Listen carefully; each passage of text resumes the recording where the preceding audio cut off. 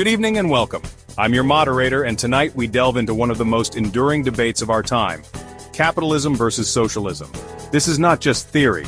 It's a conversation that shapes nations and our collective future. What is the best way to organize our economies? How do we create and share prosperity? Tonight, we'll move beyond slogans to explore the real-world impact of these two ideologies. Arguing for capitalism is Dr. Alistair Finch, economist and author.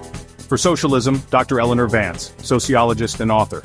Each will present their case, respond to critiques, and help us navigate the nuances of this vital discussion. Let's begin with opening statements, defining each system and its foundational beliefs. Thank you both for your definitions. Now let's address the classic criticisms. Socialism responds to capitalism's injustices. It advocates social ownership through worker co-ops, public ownership, or collective models. So the economy serves everyone, not just a few. Socialism prioritizes human needs, healthcare, education, dignity over profit. It's about cooperation, equality, and solidarity, not relentless competition. The NHS in the UK is a prime example. Healthcare is a right, not a commodity. Socialism aims for economic democracy, giving people a say in their workplaces and communities. True socialism is democratic, empowering workers and communities, not creating an all-powerful state. It's about building a just, equitable, and sustainable world for all. Thank you, Dr. Finch. Dr. Vance, your opening statement. Thank you. Capitalism is built on private ownership, voluntary exchange, and the freedom to pursue profit. It unleashes human ambition and creativity, driving innovation and prosperity. The profit motive guides resources to where they're most valued. Look at the Industrial Revolution, post-war Germany, or South Korea. Capitalist principles fueled their rise. Capitalism creates wealth, reduces poverty, and rewards merit.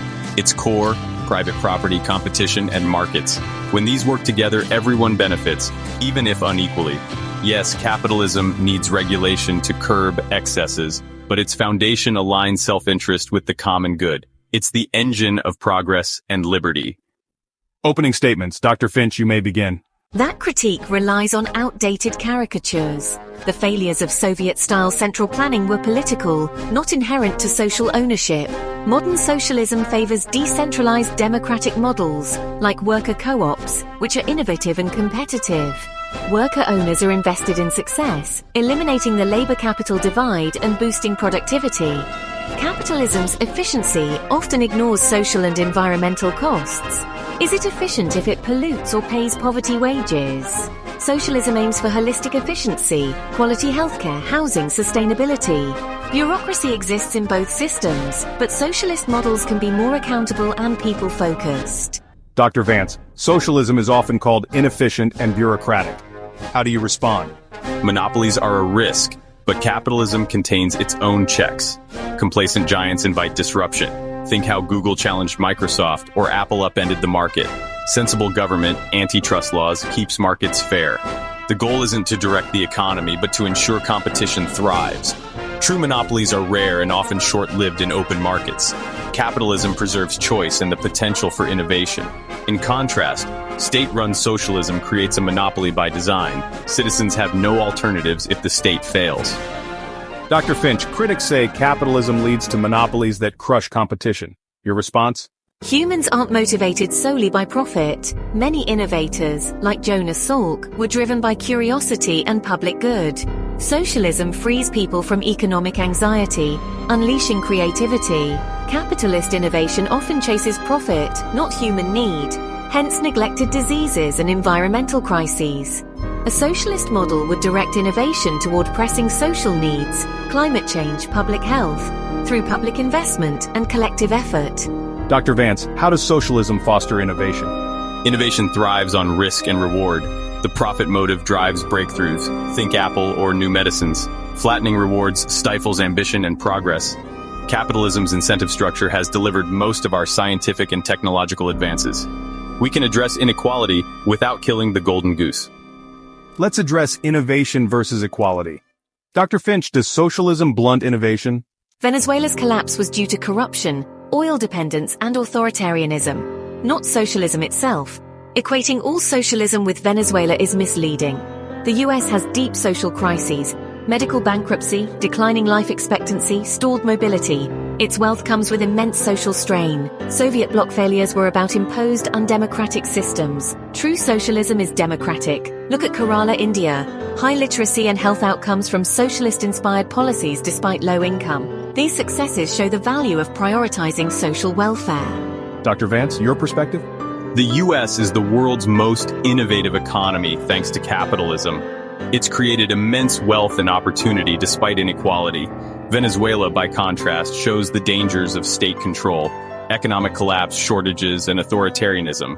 West versus East Germany and China's rise after adopting market reforms all show capitalism's superiority in generating prosperity. Let's look at real-world examples. Dr. Finch, your view?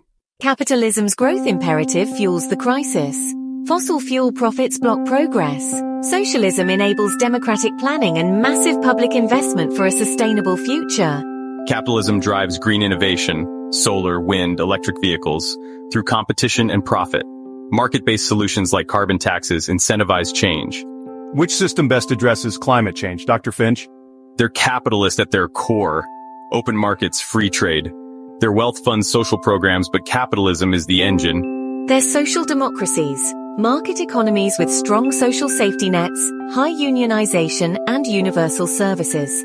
They blend capitalist engines with socialist values. Are Scandinavian countries socialist or capitalist, Dr. Vance?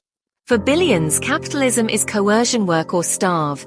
Its freedom is for the few who own capital. Socialism offers real freedom, security, dignity, and democracy in the workplace. It's about organizing society for all, not just the privileged. The crises of inequality and climate change are features of capitalism. We have the resources for a just, sustainable world if we choose to challenge concentrated wealth and power. Socialism is the hope that we can build a more equal, democratic future. Dr. Vance? Capitalism is voluntary cooperation, individuals pursuing their goals, creating wealth and innovation. It's imperfect but adaptable, and history shows its power to lift societies. Socialism in practice relies on coercion and central planning, often leading to stagnation and lost liberty. The answer is to refine capitalism, not abandon it. We need more competition, entrepreneurship, and innovation, trusting individuals, not the state, to build the future. Closing arguments, Dr. Finch? Tonight, we've heard two compelling visions for organizing our world. Dr. Finch champions capitalism's liberty and prosperity. Dr. Vance, socialism's justice and democracy. Real-world economies blend both systems. The best solutions may lie in pragmatic synthesis, not rigid ideology. Our goal was to illuminate, not settle, this debate. I hope you leave with better questions and a commitment to continued dialogue. The path we choose will shape our children's world. Let's choose with wisdom, empathy, and understanding. Thank you, and good night.